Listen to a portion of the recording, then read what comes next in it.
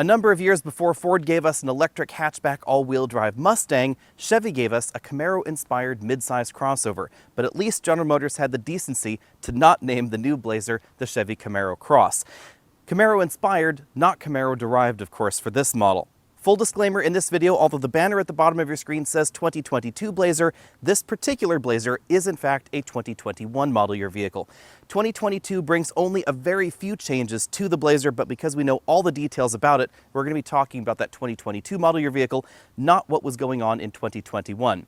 There's some very light trim changes, an option reshuffle, some new colors, and the two base models are gone. That's the big reason that the Blazer is now more expensive starting. For 2021, it started at $28,800, a little bit higher than the Santa Fe and Outback, although there are better deals on the Blazer, keep that in mind. For 2022, it's going to start at $33,400, an awful lot closer to some of the V6 competition. Now, you do get a lot more standard equipment, but we're going to talk about that in this video. In a move that we also see in some Jeep products, most of the headlights you'll probably find on dealer lots are going to be HID rather than LED, which is an interesting twist, although the model that I'm driving does have the optional LEDs. It does not appear that that has changed for 2022, although oddly enough, General Motors has released a lot of details, including the pricing scheme for 2022, but not the complete feature set for all the various trims. Because the styling of the Blazer is Camaro-inspired, not CamaroCross, obviously this looks like a Chevy crossover on the side profile and nothing like the Camaro at all. The Camaro ties are really just a little bit of styling in the front and a lot of styling on the inside that we'll take a look at in a bit. This is a mid-size crossover, 191.4 inches in total length, making this almost exactly the same size in length as the Subaru Outback. This is 3 inches longer than the Hyundai Santa Fe and 4 inches shorter than the Atlas Cross Sport. Very direct competitors to this would be the Jeep Grand Cherokee, obviously the Ford Edge, that Subaru Outback, the Santa Fe, Passport from Honda, the Murano, and of course Chevy's own Equinox. One reason that you might want to upgrade from the Equinox into this Blazer is that this is wider. You'll notice that up front and in the back seat especially, also the cargo area, and you can get a V6 under the hood, something that you can't get in the Equinox. You might also be interested in the differing styling, but that styling is important to keep in mind. Because we have an optional V6 engine under the hood, we have a longer hood than we find in the Equinox, and a lot of the size difference in terms of length between this and that smaller Chevy is right there in the hood, not necessarily in the passenger area. Moving around to the back, we find tail lamp modules that have some LED elements inside and some incandescent elements as well. You'll notice the turn signal over there on that side is an incandescent red element.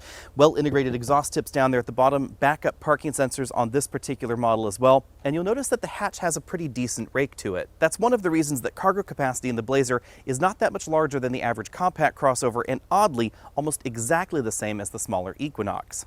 Depending on how you have your Blazer equipped, towing will range between 1,500 pounds and 4,500 pounds. There's a 2-inch receiver under a little panel at the bottom of the bumper and a 7-pin wiring harness on the left. For 2022, more driver assistance tech becomes standard on the Blazer because the two base trims have been deleted. That means that autonomous emergency braking with pedestrian detection, lane departure warning, lane keeping assistance, and automatic high beams are now standard on every trim. But you do have to work your way up the trim ladder in order to get features like adaptive cruise control, which this particular model has on it. Also optional, but featured on this trim, is a 360-degree camera. You can see the front camera located just under that Chevy logo. It's pretty well hidden in the grille. Prior to 2022, the Blazer was offered with a naturally aspirated 4-cylinder engine in the base trim. That engine produced about the same amount of power as you'd find in the average compact crossover, and that's one of the reasons that the Blazer's base price was closer to the average compact CUV as well. For 2022, they've deleted that engine, and now a 4-cylinder turbocharged engine is the base one. That produces 228 horsepower and 258 pound-feet of torque. You can then get this optional 3.6-liter V6. This produces 308 horsepower and 270 pound-feet of torque. Both engines are mated to 9-speed automatic transmissions, although the V6 gets a slightly stronger one, and both engines can have front-wheel drive or all-wheel drive. Fuel economy will range between 21 miles per gallon and 25 miles per gallon combined, depending on the options that you get. As you might guess, the front-wheel drive 2-liter turbo is the most efficient, and the all-wheel drive V6 in the model that I'm driving is the least efficient. If you get the Blazer RS, which is the one that I'm driving today, we get a slightly different all-wheel drive system than you find in the rest of the Blazer lineup. It replaces the rear differential with a twin clutch unit, which is sort of like torque vectoring, except that Chevy doesn't want to call it that. General Motors really likes to stick to SAE definitions, and because the rear axle is not overdriven versus the front, like we find in Acura Super Handling all-wheel drive, technically this is not torque vectoring, although it's worth noting that that does not stop Toyota from calling what we see in the Highlander torque vectoring, and this is basically the same sort of technology. What the system allows the vehicle to do is send 100% of the engine torque destined for the rear axle to a single rear wheel. So it can lock the center coupling, send 50% of the power to the front, 50% of the power to the rear, and of that 50%, 100% can go to a single rear wheel. Front seat comfort is pretty similar to most of the competition. This is a multi-way power driver's seat with a two-way lumbar support, two-position memory over there on the door. We have a feature that's not terribly common in this segment on the driver's side, which is a powered tilt telescopic steering column. It's memory linked to that setting over there on the driver's door. And we have an upright seating position similar to what we find in most of the options in this segment, but a little bit different from the best-selling option in this group, which is currently the Subaru Outback. That definitely has more of a sedan-like driving position because it's effectively a lifted station wagon. One thing that I wish Chevy would change is that the front passenger seat lacks the two-way lumbar support that we find over here on the driver's side. The Blazer may be bigger than the Equinox on the outside, but on the inside you'll notice that a lot of the dimensions end up pretty similar. We have about the same kind of combined legroom, 80.6 inches in here. That's front row plus second row. I have about 5 inches of legroom left with this front seat comfortably adjusted for me, but the big difference between this and the Equinox is going to be in the width of the rear bench. This is a mid-size crossover, the whole vehicle is wider, and you will definitely notice that the interior is wider as well. So if you're trying to combine rear-facing child seats or front-facing child seats and adults, it's going to be easier to do that in this than it would be in the Equinox. The seats are also a little bit more comfortable, and one of the reasons I think that we lose a little bit of room versus some of the competition is that the front seats seem to be a little bit thicker. We have 2 air vents right back there for the rear passengers, some charge-only ports, and the rear seats offer a pretty reasonable recline to them. It moves about 4 inches or so, and you can also square them off to make the cargo area a little bit squarer. You can also fold these seats right here from the passenger area. Behind the power hatch, we find 38.6 cubic feet of cargo space that is almost identical to the cargo area that we find in the Chevy Equinox. But the two cargo areas are dimensioned a little bit differently. The Blazer is slightly wider than the Equinox, and the cargo area is a little bit wider as well. The Equinox has a very large cargo area for a compact crossover, and this is about average for a mid-size crossover. You will find slightly more room in some options and slightly less in others. In the Alex on Auto's exclusive Trunk Comfort Index, I give this cargo area 9 out of 10 points because even though we do have this raked profile, it's pretty generously sized, and I like the fact that you can fold those rear seats via handles back here in the cargo area, and we have a helper handle if you don't opt for the power hatch. Another nice touch with the cargo area is the way the rear seats fold. You'll notice that when you fold the rear seats down, that seat bottom cushion drops closer to the floor. That makes the cargo area when the rear seats are folded a little bit taller than most of the options in this segment. As we look around the interior, keep in mind that I am in the RS trim. Chevy didn't send me one with power moonroof, but we do have height adjustable shoulder belts for the driver and front passenger and two-way adjustable headrests. It's a little bit difficult to show on camera, but the leather upholstery in this vehicle is perforated and the insides of the perforation are dyed red. So it gives these seats sort of a red sheen to them when you're seeing them in strong sunlight. These seats are both heated and ventilated, and you can see that we have some red piping and red stitching going on there as well. The interior parts quality in here is pretty comparable to what we see in the Ford Edge, but I think this does fall just a little bit behind the recently refreshed Santa Fe. As with most of the competition, we find hard plastics at the bottom of the front doors and the bottom of the dashboard as well. The dashboard is definitely styled after the Chevy Camaro. We have an infotainment system right there in a very similar position. There's a button for the glove box right over here. It's a decently sized bin-style glove compartment. I had no problem fitting a 10-inch tablet and computer inside there. Hard plastics again below that, some stitched goods here in the middle, and then a rubbery topped dashboard. This is not a soft touch injection molded plastic, but it has a rubber coating on top to help prevent glare. Back in 2019, the touchscreen infotainment system seemed pretty large, but for 2022, it is seeming a little bit small. We have the engine start-stop button over there to the left of that, some physical controls for the infotainment system, the button for that glove compartment right over there, and a nice touch over here under the start-stop button is that we have an option to turn off the engine start-stop option. Below that, we have these two large air vents. They rotate around with those controls right there. You twist this knob to open and close them. These also act as the temperature controls, so you can see that if I turn this ring, the temperature dials up and down right there. You'll find the controls to the heated and ventilated seats and that climate control system right there in the middle. A really nice touch is that controls, or readouts rather, for things like the fan are really well hidden. So if I zoom in on there, you can see that we have that strip of LEDs right there that goes up and down as we raise and lower the fan. Between the air vents, we find two USB inputs, one USB-C and one regular USB, but you notice that I do have smartphone integration operating, and I don't have anything plugged in. This vehicle does support wireless CarPlay, but it also has two additional USB ports in the center console that I'm currently using. There's a Qi wireless charging mat right there. We have a pretty traditional console shifter here. Low is all the way back there. There's no true manual mode. We just have low, and then you can toggle through the suggested gears with this little toggle right here. But unlike a true manual mode, this is not commanding, for instance, gear 5, as you'll see right over here in the LCD instrument cluster. That's just telling the transmission to use gears 1 through 5. To the left of the shifter, we find 2 large cup holders. That's what the key looks like right there, lurking in one of the cup holders. And then behind the shifter, we have kind of an unusual feature in a front-wheel drive-based vehicle like this. It's a control for the all-wheel drive system that includes a 2-wheel drive mode. And they're not kidding. If it's in the by 2 mode right here, the front wheels will just spin and spin and spin in low traction situations. Any of these other drive modes engage the all-wheel drive system automatically. There's a button for the lane keeping system, parking assist sensors right there, and then we have a softly padded armrest with a lot of storage going on inside right there. You can see I have my smartphone connected to the USB port, and then we have that little storage tray right there. On the driver's side, we find a partial LCD instrument cluster. This is a little bit more configurable than the LCD that we find in the Hyundai Santa Fe, but there are still a few physical gauges like the tachometer on the left side, engine temperature, and fuel level on the right. The steering wheel is a round 4-spoke design with contrasting stitching right there on the inside to match what's going on with the seats. You'll find the controls for the adaptive cruise control system over here on the left side, along with the steering wheel heating button, and then the controls for that multifunction LCD on the right. You'll notice that there are no infotainment controls on the front of the steering wheel, and that's because, like many GM vehicles, those controls are on the back of the steering wheel. We find volume up-down over here on the right side, track up-down on the left. This 3.6-liter V6 engine and 9-speed automatic transmission are an excellent team. This goes 0 to 60 in 6.1 seconds. It's worth noting that that is faster than most of the competition and almost as fast as the Ford Edge with the turbocharged 6-cylinder engine. You might be thinking, how is that possible? Well, the Blazer is a little bit lighter than some of those Edge trims, and keep in mind that in those Ford models, it's likely limiting torque in first and second gear especially. But I also have to give a lot of credit to this 9-speed automatic transmission. This is not the same 9-speed that we find in front-wheel drive or transverse applications of certain Stellantis products, namely Jeeps, Dodges, etc. But I also have to give a lot of credit to this 9-speed automatic transmission. This is an in-house General Motors design. It is not related at all to the 9-speed automatic that we find in Chrysler family products or Jeep products. It's a completely different design. The result is that this feels more traditional as far as automatics go, and it has a decent ratio spread, although not quite as large as that ZF 9-speed. In my braking testing, it took 126 feet for this vehicle to stop from 60 miles an hour back to 0. That is a little bit longer than some of the competition, but this model has 235 width tires on it. 265 width tires are available on the Blazer, and obviously the stopping distance will drop if you have those particular tires. These are pretty typical all-season tires on this model, even though I am driving the RS trim.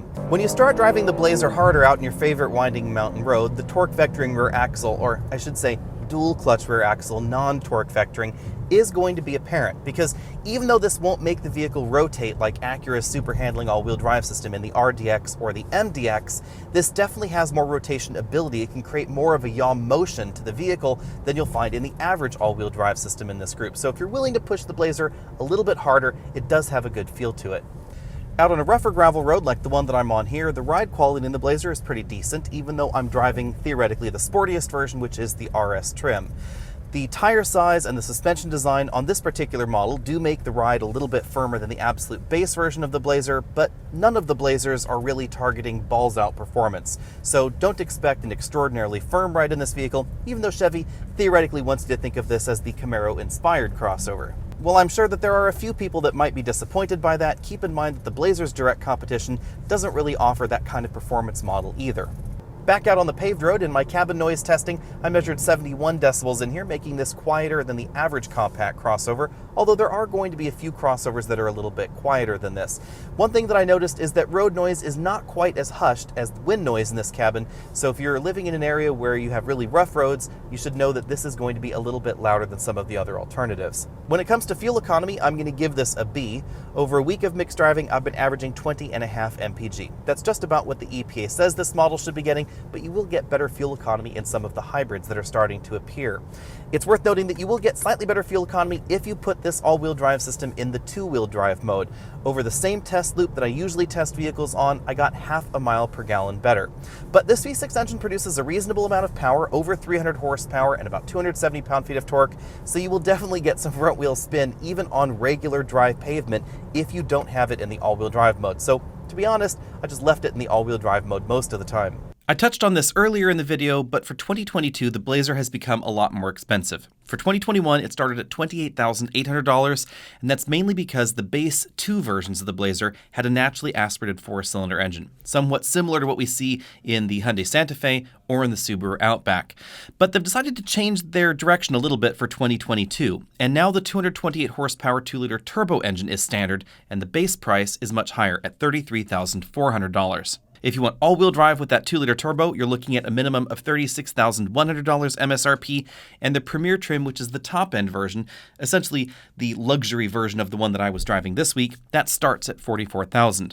As always, the price that you end up paying for your Blazer will largely depend on the deals going on the Chevy dealer lot near you. Remember that there should be more cash on the hood in general terms on the Blazer than in something like the Subaru Outback. Speaking of the Outback, let's dive into that model first. It is one of the best-selling mid-size crossovers in the US, partially because of its excellent value proposition. It starts just a hair under $27,000, which is an incredible price tag when you consider that all-wheel drive is standard, as is the two-screen infotainment system. The base model of the Outback is a little bit weird in that it doesn't have the bigger, almost 12-inch infotainment system that we find in every other Outback and Subaru Legacy. For some reason, they crafted a smaller system using two 7-inch displays just for the base model.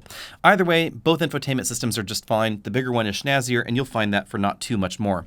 There's also an optional turbo, and generally speaking, the Outback is going to be less expensive feature for feature than the Chevy Blazer.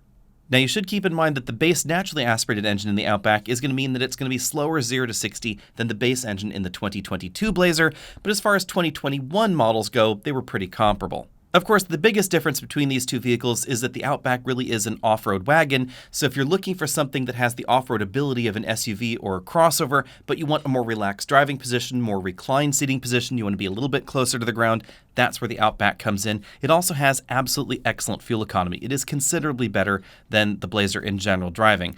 If, on the other hand, you want a more upright seating position, something that looks a little bit more traditionally crossover shaped, that would be the Chevy Blazer. Also, if you want a V6 engine, you'll find that in the Chevy, and you won't find that in the Subaru. Next up, we have probably the most direct competitor for the Blazer, and that would be the Ford Edge. Obviously, there's a long Ford-Chevy rivalry here.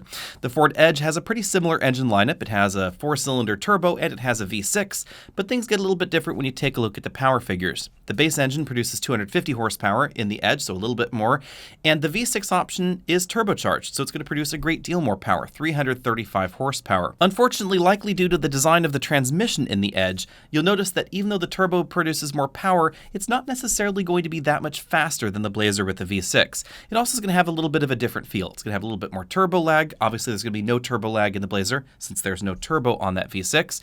And the transmission, although interestingly enough, somewhat related, has fewer gears in the Edge than it does in the Blazer. And that's because when GM and Ford decided to co-design that transmission together, Ford opted to delete a gear and just go with an 8-speed design. General Motors decided to keep the 9th gear in, and voila, we have some related transmissions that don't have the exact gear count. Depending on exactly how you have your vehicles configured, the Blazer could be a little bit more expensive or a little bit less expensive than the Edge, depending on the exact version you're looking at.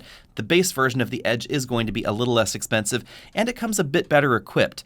With the recent redesign in the Edge, they've made a 12-inch infotainment system standard. It's a little bit bigger than the one that we see in the Outback, positioned almost identically in the dashboard, and it's running the same software that we find in the Ford Mustang Mach-E. Next up, we have the Grand Cherokee, another bestseller in this segment, but the Jeep is quite different than the others. Starting at $34,970 for the two-wheel drive version, the Grand Cherokee has one of the higher starting prices in this segment, and going up to about $100,000 in the absolute top-end trim, it also has by far the highest top-end price.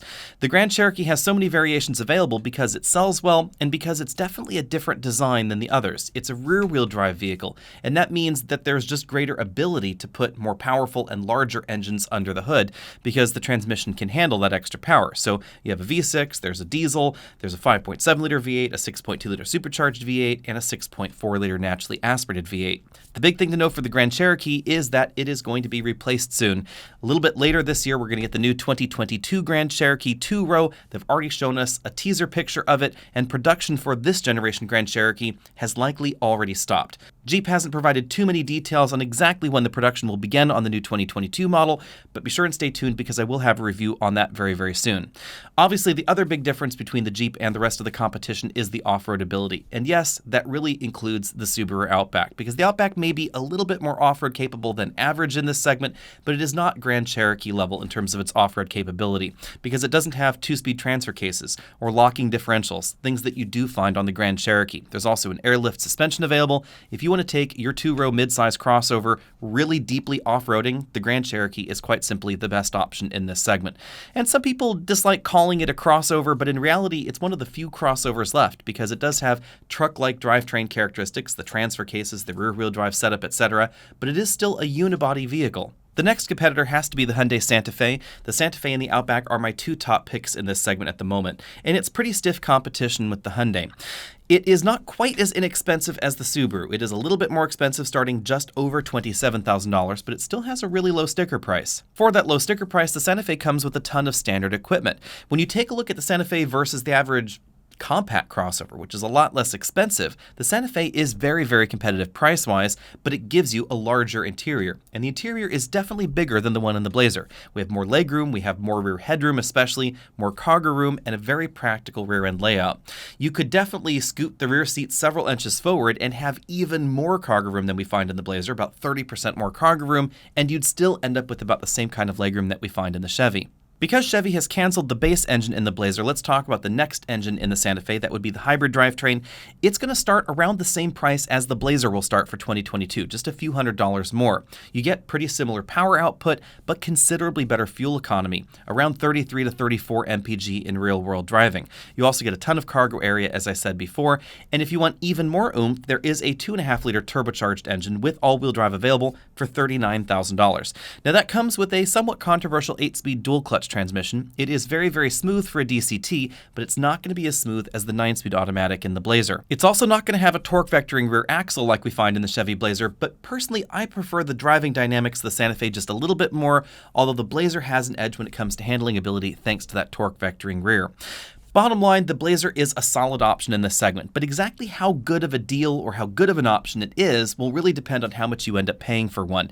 And I think that is a little bit fuzzy, a little bit hard to nail down at the moment because of the ongoing chip shortage in the world. If you're paying MSRP for your Chevy Blazer, then I would recommend taking a look at the Subaru Outback or the Hyundai Santa Fe instead, because I think they're just going to be better buys all the way around. If, on the other hand, you can get a few $1,000s off the Chevy Blazer, then it's an entirely different calculus. And based on what I was seeing in 2019 and 2020 for Chevy Blazer pricing, it should end up returning to that pre-pandemic discount level. Be sure and let me know what you think about that down there in the comment section, and what would you buy if you were looking for something in this category and looking to spend around $35,000 to perhaps even $40,000. Would you be interested in a turbocharged Subaru Outback? Would you be looking at a turbocharged or a hybridized Hyundai Santa Fe? Or would you consider something like the Chevy Blazer? Let me know down there. Find me over at facebook.com/AlexNautis, Instagram, all those other social places. You can also check out the new TikTok channel and of course the website, because there's going to be some web-only content over there coming soon. I'll see all of you later.